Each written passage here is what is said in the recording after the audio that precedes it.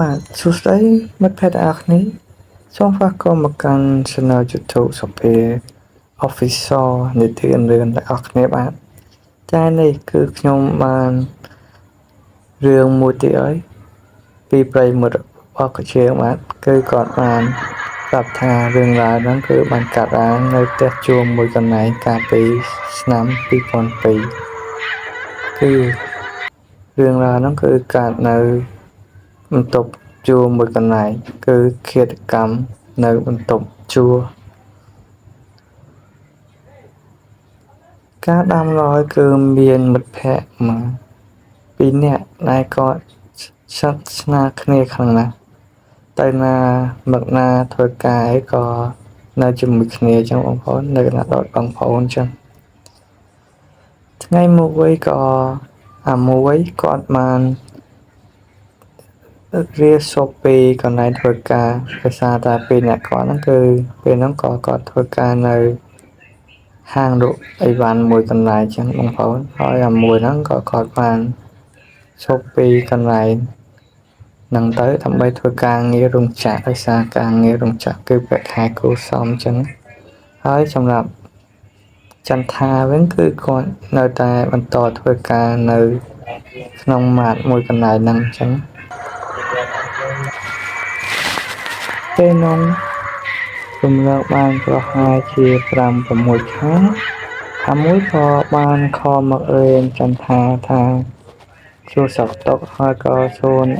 នាំពីការងារចឹងបងថាឯងនៅធ្វើការងារចាស់ដដែលឬក៏តទីទឹកតែការងារថ្មីហើយ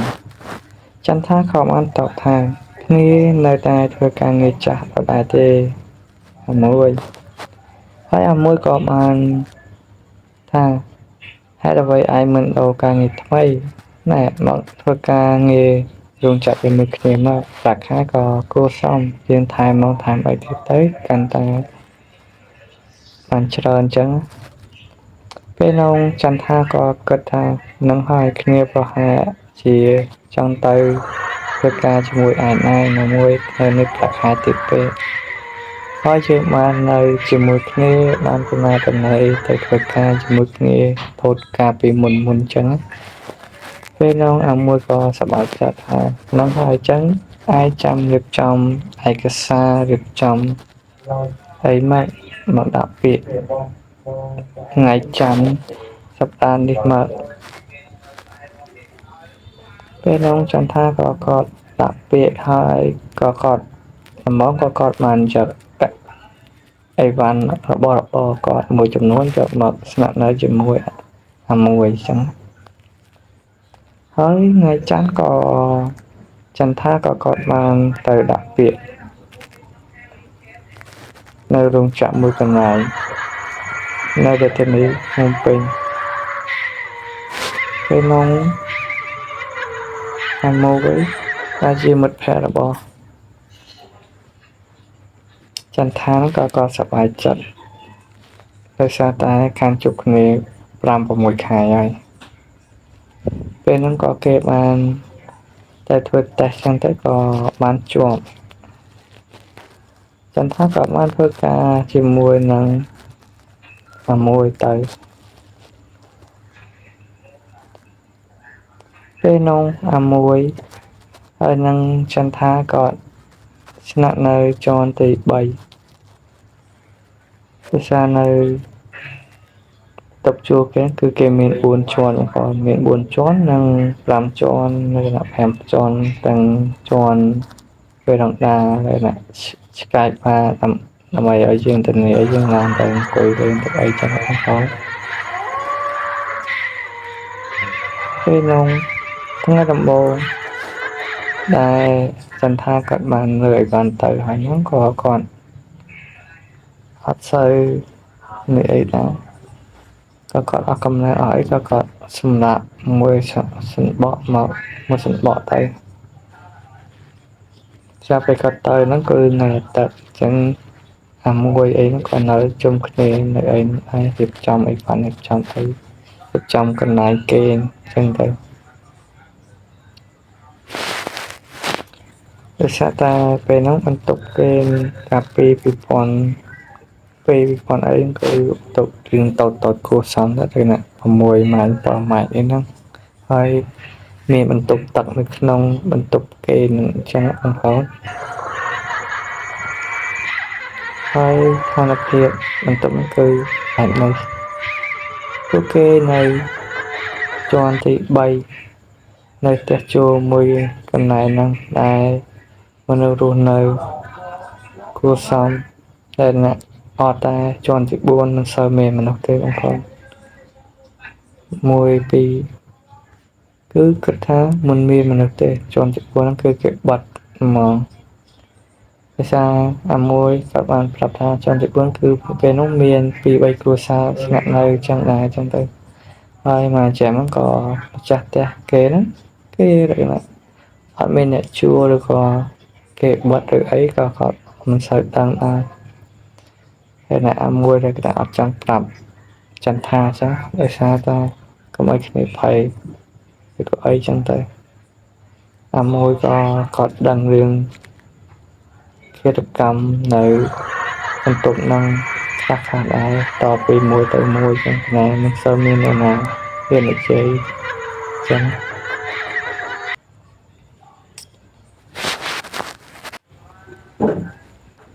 ហើយថ្ងៃដំបូងដែរពេលឯងចន្ទថាគាត់គេហ្នឹងក៏គាត់សូរសំឡេងនៅជាន់ទី4នៅណាអស់អីតុកទូរូបកាមានសំឡេងមានអីចាក់តាប់ឬក៏អីចឹងទៅដោយសារ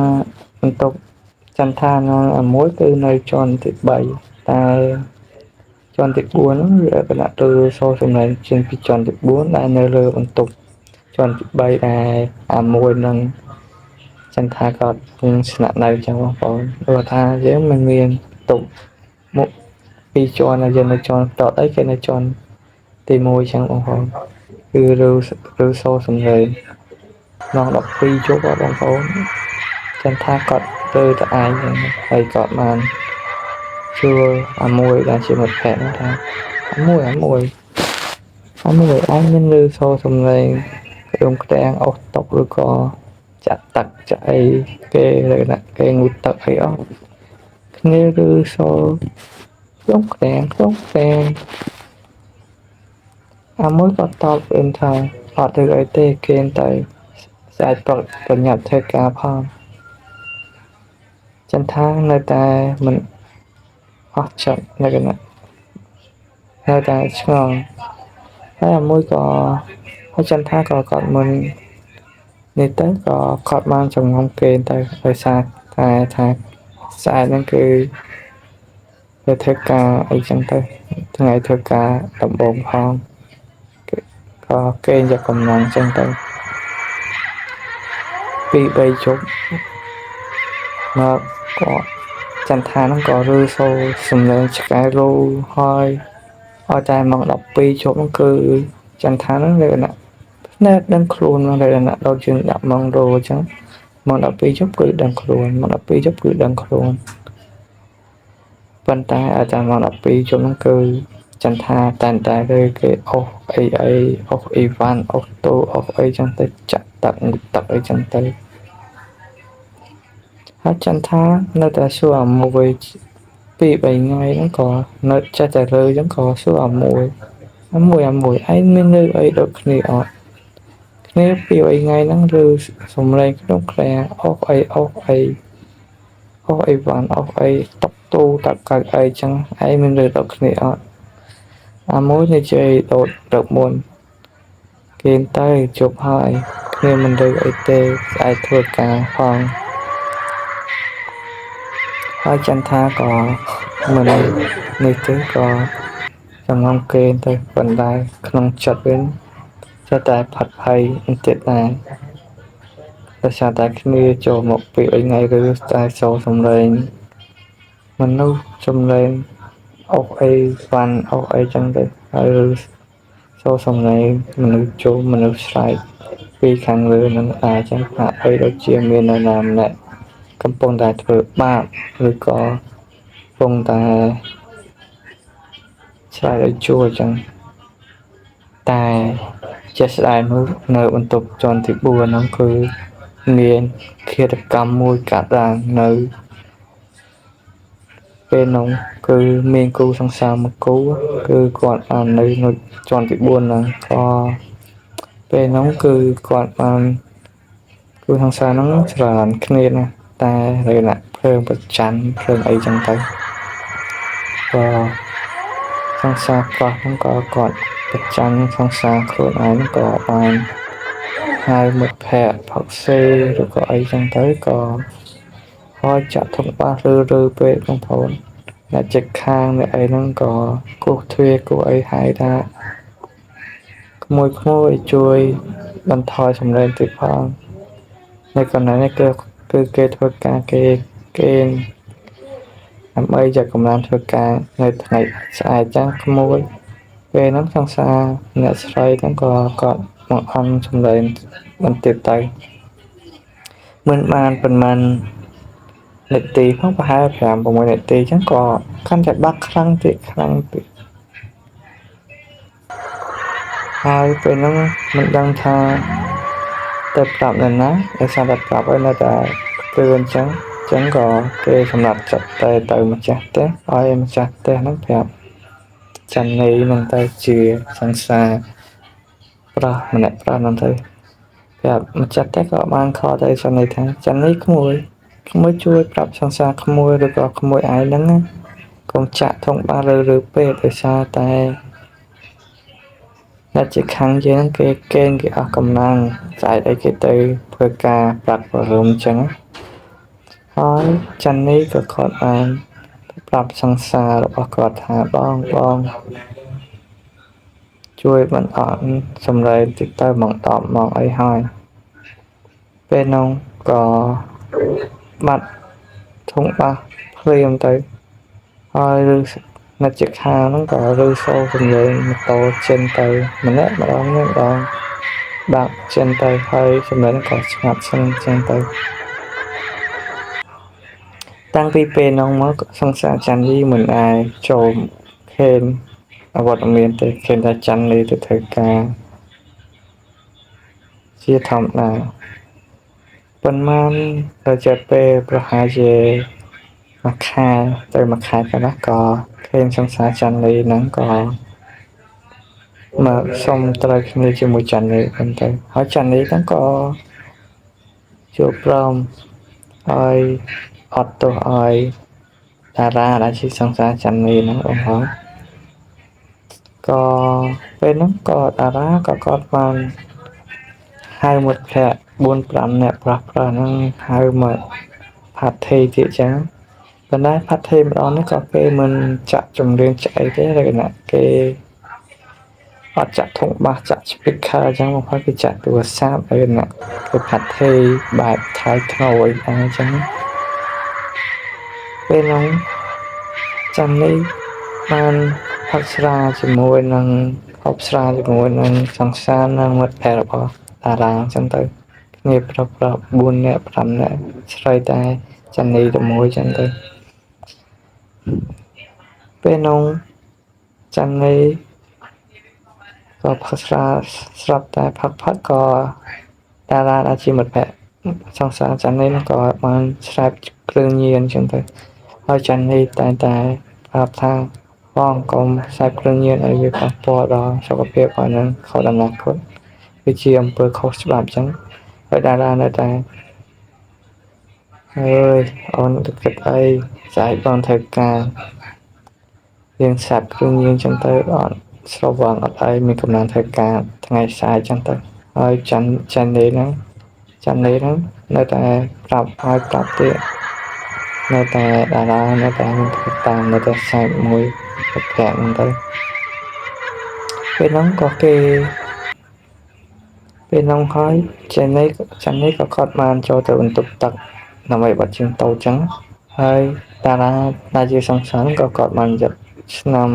ឈើបស្រាងឬក៏អីចឹងទៅដាក់នៅក្នុងកែវស្រារបស់ចាន់នីទៅដល់ពេលដែលចាន់នីហូបស្រានឹងហើយក៏ពេលណាស៊ើបស្រា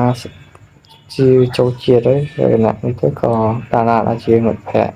សង្សារហ្នឹងក៏នាំមិត្តភ័ក្តិ 4-5នាក់ហ្នឹងក៏ចាប់រំលោភច័ន្ទនេះហ្នឹងទៅពេលនោះច័ន្ទនេះខំឆ្លើយដែរប៉ុន្តែគេវាយពីរបីដៃចំពោះក៏សន្លប់ចឹងទៅពេលដែលសន្លប់ហើយក៏គេធ្វើអីចឹងទៅហើយក៏គេបានបាត់ក៏ចិននេះហ្នឹងក៏បានចិននេះក៏គាត់បានស្លាប់ទៅហើយសង្សារចិននេះនៅតារាហ្នឹងក៏គាត់យកខ្សែអង្រឹងមកពួកហ្នឹងទៅដើម្បីគេដាក់ដោតឲ្យចិននេះហ្នឹងចង់កចឹងបងប្អូនពេលនោះប្រហែលម៉ោង9កន្លះក៏ឬសូរសំឡេងចិនម៉ូតូទៅ2-3ម៉ូតូចឹងទៅចឹងមានថាម៉ូតូគេហ្នឹងគេជិះ1-2នាក់មួយអីចឹងទៅក៏ចិនទៅហើយក៏ឆ្ងាត់ឈឹងទៅហើយទ្វារហ្នឹងក៏ចាក់សងបាត់ទៅគេនេះហើយក៏គេចាក់សងពីខាងក្រៅចឹងតារាហ្នឹងខូចមែនតារានេះ2-3ថ្ងៃមកក៏អត់ឃើញចាន់នេះទៅធ្វើការអត់ឃើញអីចឹងទៅដោយសារតែនៅជាន់ទី4អត់មានណាគេណាទេមានតែចាន់នេះមួយហ្នឹងនិយាយមកកាន់ចន្ទឋាននឹងអាមួយវិញនៅតែទៅធ្វើការធម្មតាចឹងទៅហើយចន្ទឋានហ្នឹងតែងតែសួរអាមួយមានឃើញច័ន្ទនេះអត់2-3ថ្ងៃហ្នឹងគ្នាអត់ឃើញទេតែគាត់ដាក់ច្បាប់ឬក៏គាត់ទៅឆ្លុកឬក៏គាត់អត់មកធ្វើការអាមួយក៏គាត់ថាខ្ញុំអត់ដឹងដែរណាដោយសារតែច័ន្ទនេះនឹងគាត់មិនសូវចូលចិត្តនិយាយដាក់មនុស្ស introvert ដែរអញ្ចឹងក៏ខ្ញុំមិនសូវបាននិយាយលេងឬក៏ឈប់ឆ្នាដែរហ្នឹងពេលនោះចន្ទថាក៏បាននៅប្រហែលជាមួយសប្តាហ៍ក៏នៅតែឬសូរសំឡេងសតសំឡេងជុំចិនពីបន្ទប់ជាន់ទី4ហ្នឹងពេលក្នុងធ្វើឲ្យចន្ទថាកាន់តែនៅមិនស្ងប់ប៉ុន្តែមួយរយៈពេលក្រោយមកក៏ពេលនោះក៏អាមួយក៏គាត់បានទៅរៀនស្រុកកំណើតរបស់គាត់នៅឯស្រុក2-3ថ្ងៃពេលនោះអាមួយទៅស្រុកបាត់ហើយចន្ទថានៅតែឯងទេតែចន្ទថាគាត់អត់សូវភ័យអត់អីទេដោយសារតែគាត់ហ៊ានគេម្នាក់ឯងណាដោយសារតែបន្ទប់សង្ខារបន្ទប់អីហ្នឹងគេមានមនុស្សនៅជាធម្មតាអញ្ចឹងទៅតែគណៈគាត់មានមនុស្សជុំអីក៏គាត់អត់ខ្លាចអីដែរគាត់នៅគេម្នាក់ឯងហ្នឹងគាត់អត់មានហៅនរណាមកគេជាមួយទេ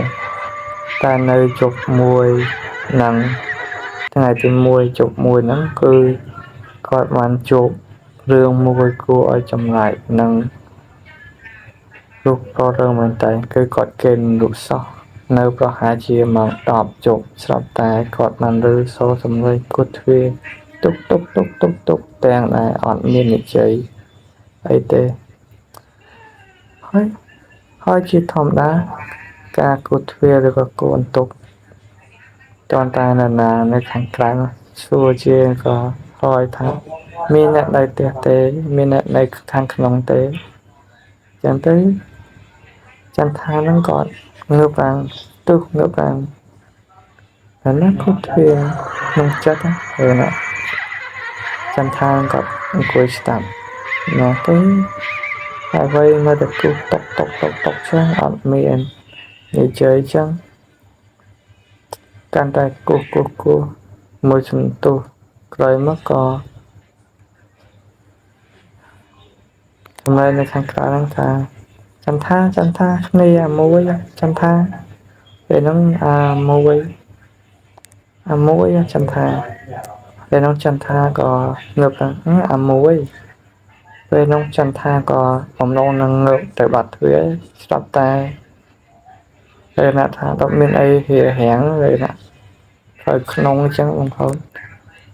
ពេលណាអត់នេះអត់បាត់ទ្វារពេលណាហត់ទៅប៉ុន្តែពេលណាហត់អត់ឲ្យយើងទៅវិញអញ្ចឹងពេលហ្នឹងស្រាប់តែគូទ្វារតុកអាមួយហើយឲ្យមិនបាត់ទ្វារយើងអាមួយឆ្លើយចឹងថាចាំថាហើយមិនបាត់ទ្វារជាងពេលណាដូរសម្លេងព្រៀងចឹងហើយចន្ទថាភ័យហើយក៏បញ្ញាប់ទៅគេងចាប់ភួយទាំង10នុកអីចឹងទៅពេលចន្ទថាភ័យហើយនៅថ្ងៃទី2ដែរចន្ទថាហ្នឹងគាត់គេងម្នាក់ឯងទៀតណានៅពេលហ្នឹងម៉ោងប្រហែល7គាត់បានរៀបចំទៅងូតទឹកងូតអីចឹងទៅនៅពេលដែលគាត់ងូតទឹកនៅបន្ទប់ទឹកហ្នឹងគាត់ស្រាប់តែបាត់ក្រដែលម៉ែទៅក៏ឃើញមានមនុស្សម្នាក់អត់មានក្បាល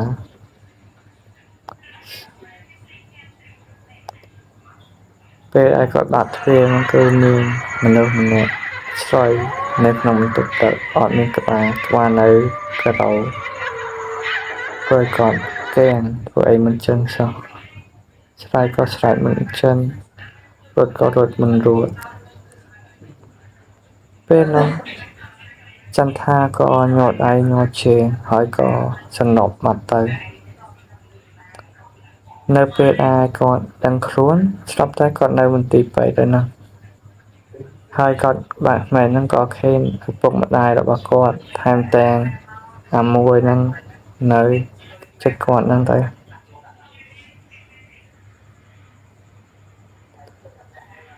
ពេលនោះម្ដាយចន្ទថាសួររឿងដែលចន្ទថាហើយអ្វីបានកូនសន្លប់ចឹង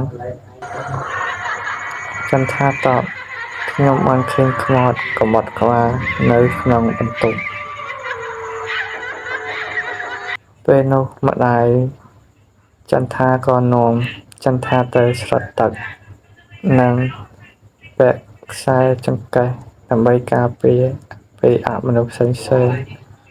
ឲ្យស្រោចទឹកនៅវត្តមួយកន្លែងចឹងទៅដើម្បីឲ្យកុំឲ្យជួបរឿងដែលមិនអរហើយម្ដាយចន្ទថាហ្នឹងក៏បានប្រាប់ចន្ទថានឹងអាមួយថាឯងគួរតែទៅបន្ទប់ឬក៏ទៅផ្ទះទៅមិនដឹងថានៅនឹងនៅបន្ទប់ហ្នឹងមានរឿងអីកាត់ឡើងហើយចឹងឯងបន្ទប់អីថ្មីចឹងទៅកន្លែងថ្មីទៅកន្លែងថ្មីទៅពេលនោះអាមួយនឹងចន្ទថាក៏បានដូរបន្ទប់ទៅនៅកន្លែងមួយទៀតតែនៅម្ដុំក្នុងដែរលក្ខណៈផ្លូវជាងប្រហែលជា4-500ម៉ែត្រហ្នឹងដើម្បីងាយស្រួលធ្វើដំណើរទៅធ្វើការតែក៏គាត់បានជួលនៅប្រហែលពី4-500ម៉ែត្រហ្នឹងពេលនោះក៏មួយនឹងចន្ទថាតែនិយាយគ្នារឿងដែលខ្មោចដល់ហ្នឹងចន្ទថាសួរអាមួយឯងមានរឿងអីប្រាប់គ្នាអត់អាមួយធ្វើទឹកមុខស្ងល់មានរឿងអីចន្ទថារឿងនោះពេកនៅអាមួយថាអូរឿងដែលខ្មោចនោះមកចន្ទថាចេះរឿងនឹងហើយអាមួយបានប្រាប់ថាអូរឿងហ្នឹងគឺតាមហេតុគឺដូចណាស់តាមហេតុដូចតែខ្ញុំបានណាប្រាប់បងប្អូនទាំងអស់គ្នាខាងលើហ្នឹងបងប្អូនថាគឺមានសង្សារមកគូនឹងចំណីនឹងតារាណាក៏បាននៅជាន់ទី4ហ្នឹងទៅហើយតាំងពីមានធាតុកម្មហ្នឹងគឺជាន់ទី4ហ្នឹងអត់មាននៅទេ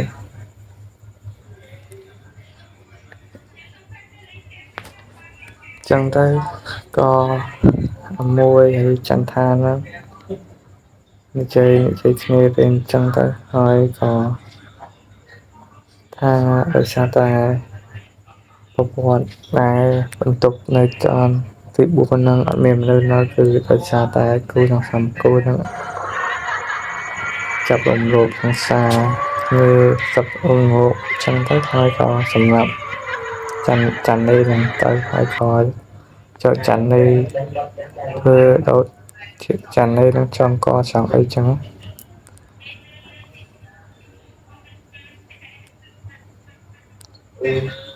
ប៉ុន្តែមុននឹងមានគេដឹងថាច័ន្ទនៃស្លាប់នឹងរយៈពេល3-4ថ្ងៃបងប្អូនបានដឹងថាច័ន្ទនៃគាត់ស្លាប់ហ្នឹងដោយសារតែច័ន្ទនៃគឺជាមនុស្សមិនសូវចូលចិត្តនិយាយ introvert ហ្មងចេះទៅពេលហ្នឹងគឺនេះដោយសារតែមានបងប្រុសម្នាក់ហ្នឹងគឺគាត់ចូលចិត្តនៅពេលដែលគាត់មាននៅពេលដែលប្រពន្ធរបស់គាត់នៅឯស្រុកគាត់តែបងគាត់ឯងក៏គាត់តែងតែឡើងនិយាយទូរស័ព្ទនៅខាងលើពេលដើរកន្លែងឆ្កែបាហួសជាន់ទី4ហ្នឹងទៀតចឹងបងប្អូនតែជាន់ទី4នេះវាមានឆ្កែបាយើងអង្គុយលេងដើម្បីស្រូបយកខ្យល់អាកាសអីចឹងពេលហ្នឹងពូបងប្រុសតែងតែទៅជ័យលេងជាមួយប្រពន្ធគាត់តែតាមទូរស័ព្ទហ្នឹងដើម្បីមានសេវាមានអីហើយឆ្លប់យកខ្យល់អាកាសថែមទៀតនោះចាប់ដែរពូនឹងនិយាយក៏ចេះតែមានអារម្មណ៍ថា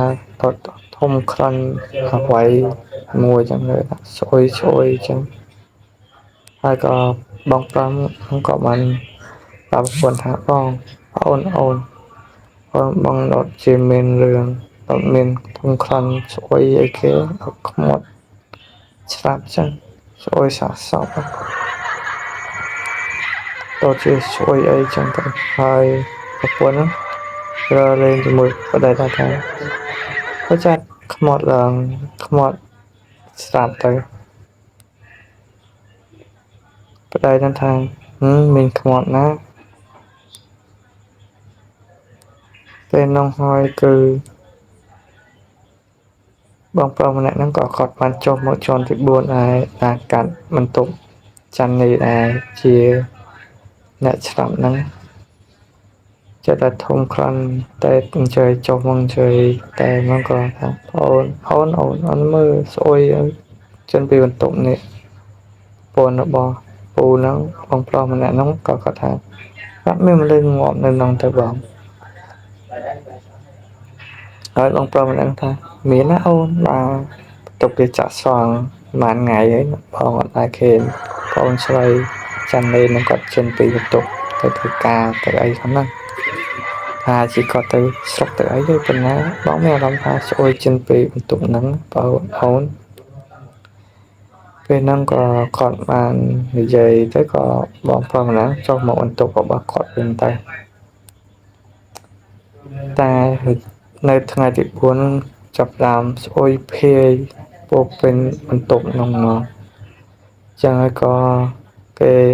សងរងគ្នាចឹងទៅចាស់ទាំងចាស់អីក៏បានគត់ទ្វាបានកោះទ្វាក៏ឲ្យក៏ឆ្លប់តែខេនច័ន្ទនៃក៏អង្គឆ្លប់បាត់ទៅហើយតែបងស្អុយ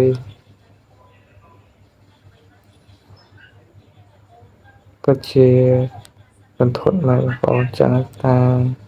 យើងកុំទុកចិត្តនរណាម្នាក់ចាសង្សារខ្លួនឯងក៏ចឹងដែរចឹងពិតជារន្ធត់ណាស់បងបាទចឹងរឿងខ្ញុំគឺមានតែប៉ុណ្ណឹងទេចឹងសូមអរគុណចំពោះពុកម៉ែបងប្អូនដែលចូលចិត្តស្ដាប់នៅរឿងនិទានរបស់ខ្ញុំសូមអរគុណ